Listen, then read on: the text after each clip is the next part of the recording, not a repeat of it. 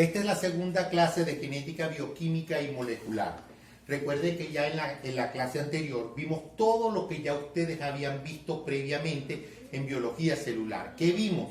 ADN, ARN, transcripción, traducción de proteínas.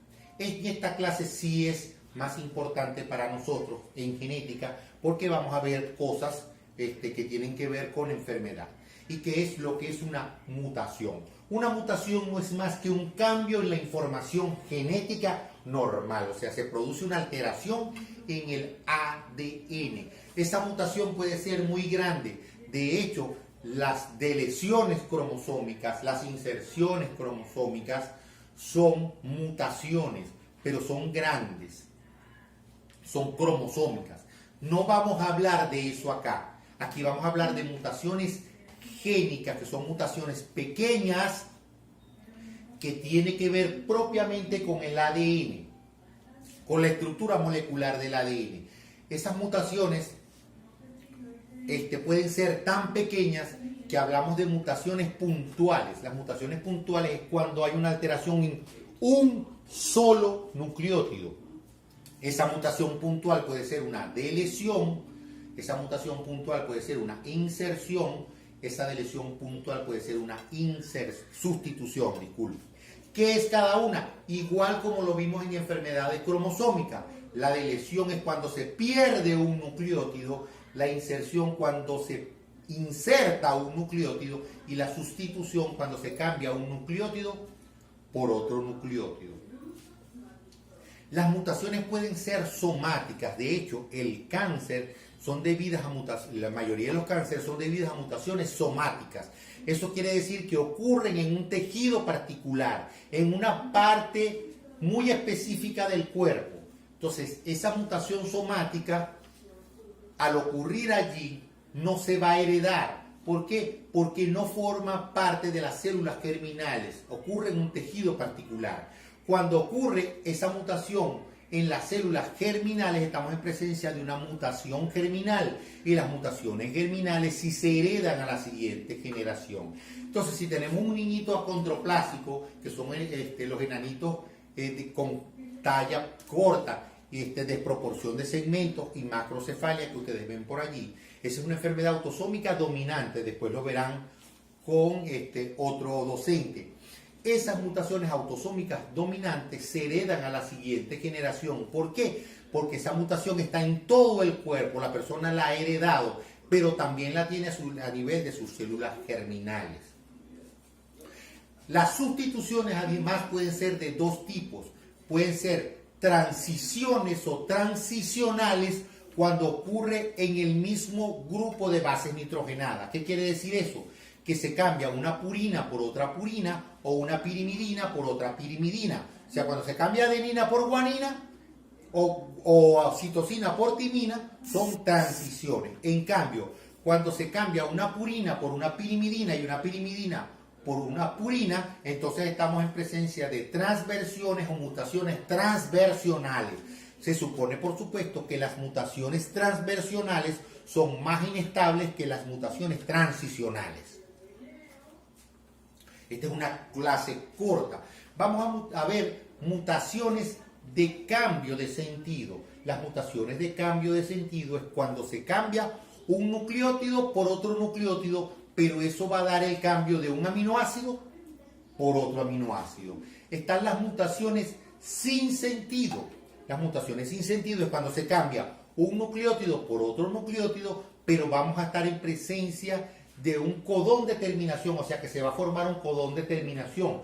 Y si se forma un codón de terminación, vamos a tener una proteína más pequeña. Entonces no es que se va a cambiar un aminoácido por otro aminoácido, sino que se termina prematuramente la síntesis de la proteína. Tenemos mutaciones de cambio del marco de lectura. En las mutaciones de cambio del marco de lectura, que lo vamos a ver posteriormente con un ejemplo que me dieron a mí cuando yo recibía las clases de pregrado, se produce un cambio totalmente en la lectura del ADN. Mutaciones en el sitio de corte y empalme, que son los sitios en el cual los exones se unen a los intrones, y entonces eso quiere decir que el exón o se mete dentro del intrón o el intrón se mete dentro del exón. Entonces tenemos o proteínas más grandes o proteínas más pequeñas, con mayor cantidad de aminoácidos o menor cantidad de aminoácidos. Mutaciones en los elementos de control. ¿Qué quiere decir eso? Que son mutaciones que ocurren en las zonas promotoras, por ejemplo en la caja tata, y que puede impedir la síntesis de la proteína, o que ocurre en los sitios de terminación. Entonces no se identifican los sitios de terminación y se sigue produciendo una proteína que en este caso va a ser anómala.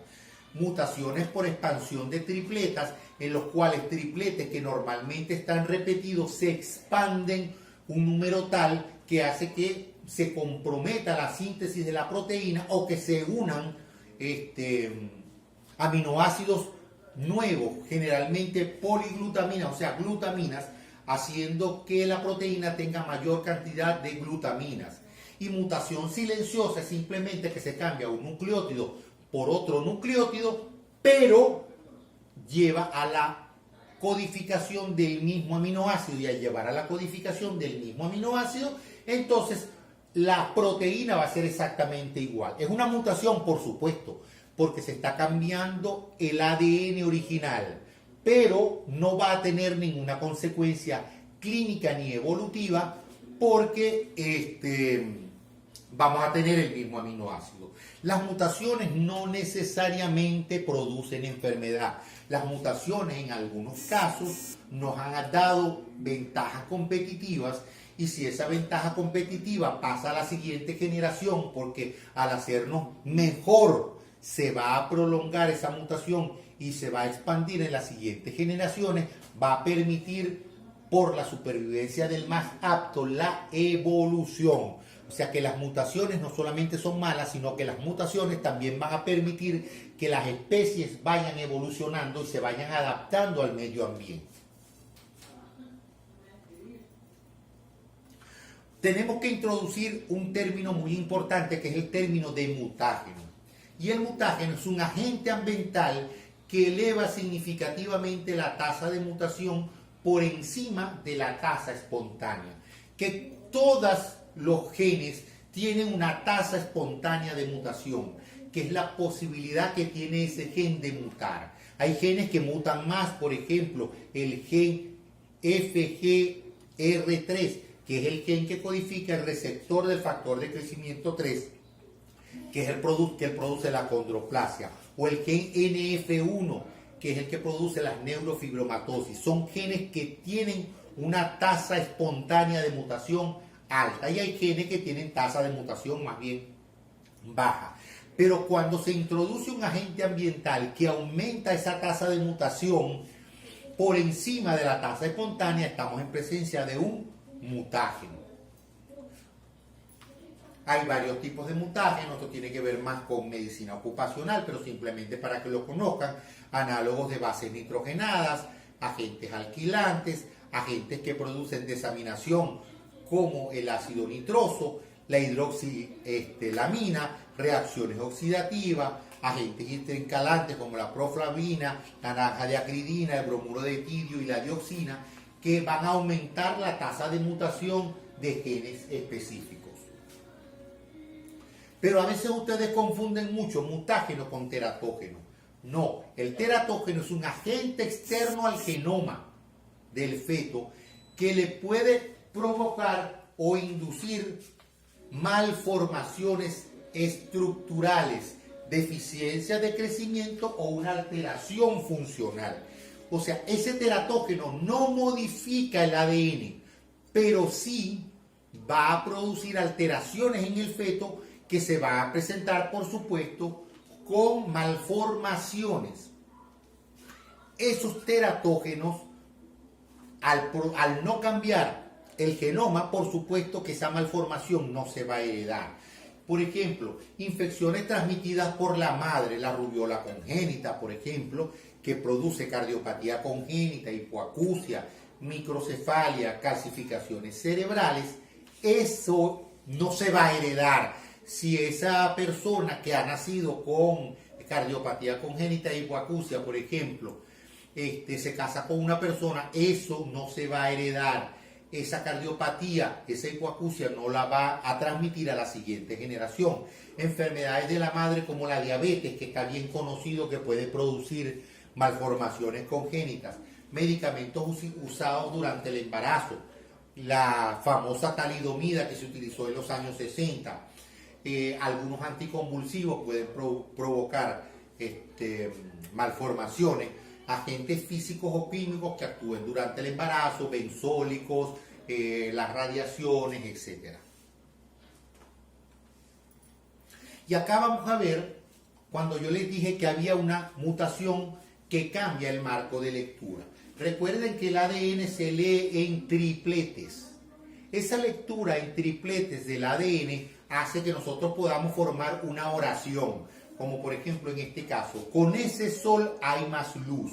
Esto me lo dio a mí el doctor José Quero cuando yo estudiaba medicina, que estaba en el lugar en el que están la mayoría de ustedes. Entonces, con ese sol hay más luz. Si ustedes se dan cuenta, esta es una oración de tripletas. Si yo le introduzco una E a esa oración, en este sitio, aquí lo estoy introduciendo, entonces se cambia totalmente el marco de lectura. Entonces dice, con es, eso, la, ima, lu, zeta. O sea, se cambia totalmente el marco de lectura. Y si cada uno de este triplete lleva un aminoácido diferente, se van a dar cuenta que el aminoácido que va a llevar este va a ser diferente a este.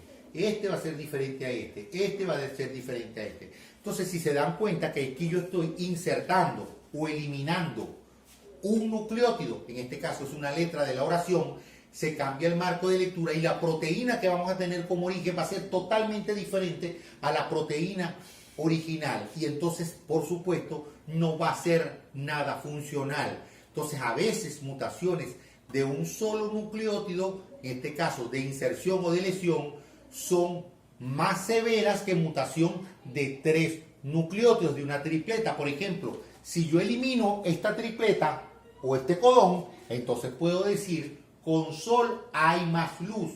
Vamos a tener una proteína que le va a faltar un aminoácido, pero es una proteína que se parece tanto a la proteína original que muy probablemente esa proteína, aunque no cumpliendo la función total que esa proteína debe cumplir, va a tener cierto nivel de funcionalidad.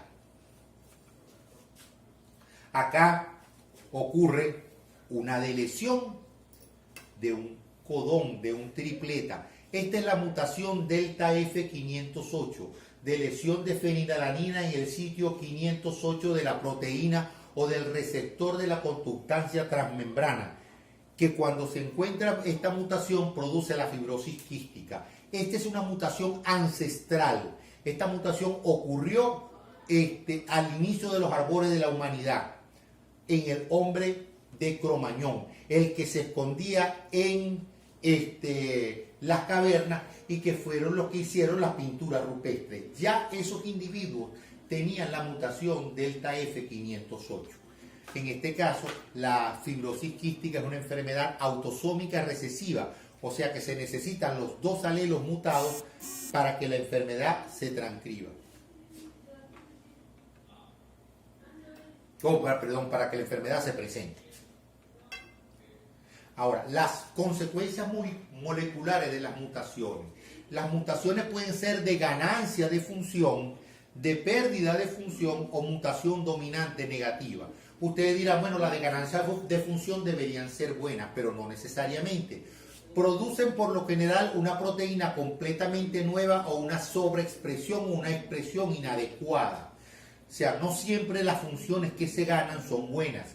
Si yo tengo unas neuronas, una célula cerebral que gana la función de apoptosis, o sea, de muerte celular, recuerden que las neuronas no se deben morir, entonces se produce muerte prematura de las neuronas y eso me va a provocar una enfermedad. Eso ocurre en la corea de Huntington, eso ocurre en las ataxias cerebelosas, eso ocurre en la atrofia muscular espinal, aunque la atrofia muscular espinal es una enfermedad autosómica recesiva. Puede ser por pérdida de función. O simplemente la función que se cumplía se pierde. Esto ocurre mucho, por supuesto, en aquellas enzimas que sirven en los procesos metabólicos. Si la función se pierde, entonces cuando se debe transformar un producto en otro producto, simplemente no se produce y el producto A, que se debe convertir en el producto B, se acumula. Y la mutación dominante negativa es que se produce una proteína no funcional que además va a inhibir la función de la proteína normal. Por ejemplo, si ustedes tienen que se produce una proteína que tiene una mayor avidez por el receptor en el cual iba a actuar la proteína normal, entonces actúa sobre ese receptor impidiendo que la proteína normal actúe sobre él. Entonces allí tenemos una mutación dominante negativa. También se ve mucho en cuando hay proteínas multiméricas, que son varias proteínas que se van a acoplar. Entonces se produce una proteína nueva sin función que se acopla y va a impedir que la proteína funcional se acople a ese complejo multimérico.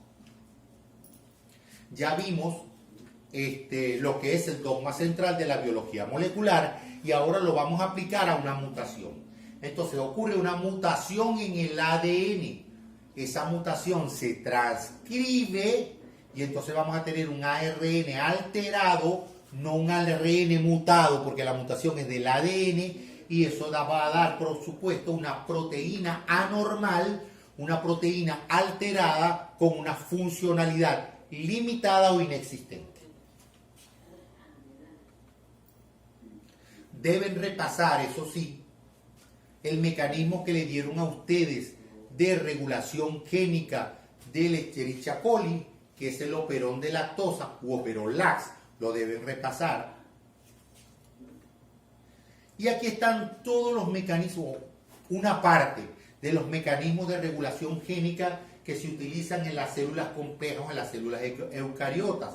Factores de transcripción que son específicos para cada tejido, las hormonas, los factores de crecimiento intermediarios que inducen transcripción, que se pueden remover alternativamente intrones, que se van a adenilizar, o sea, va a haber una poliadenilación alternativa, que el ARN se pueda editar específicamente, que existan mecanismos de control traduccional ya cuando se está traduciendo, cuando se puede excluir o eliminar un alelo, cuando se inactiva el cromosoma X, que ya lo vimos en las clases de citogenética, y que dependiendo de la célula, del sitio donde se encuentre la célula, de señales de rango corto, etcétera, entonces se va a activar o no un gen para que se transcriba.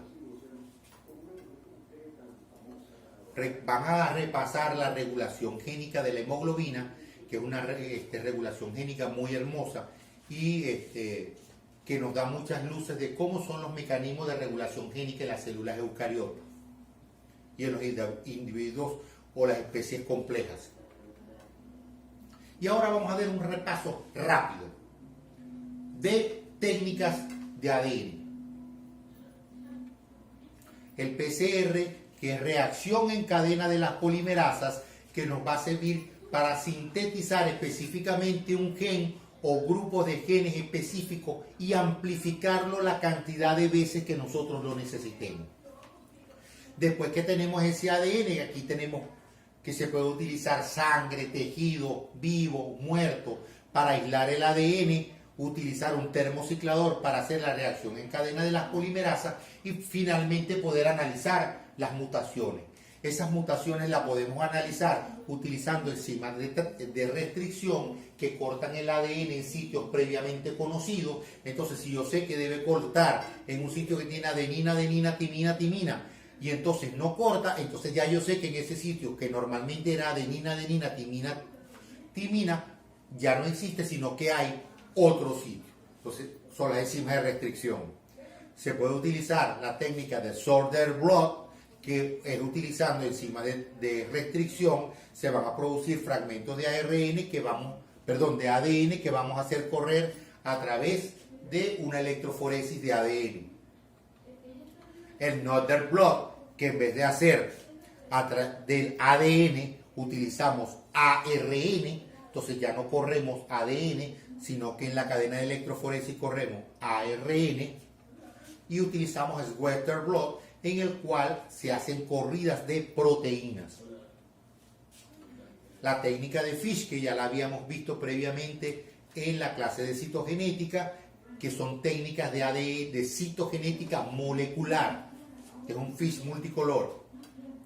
Acá tenemos otra técnica de Fish, en este caso específica para ciertos cromosomas. Y aquí, utilizando Fish no para ver cromosomas, o sí para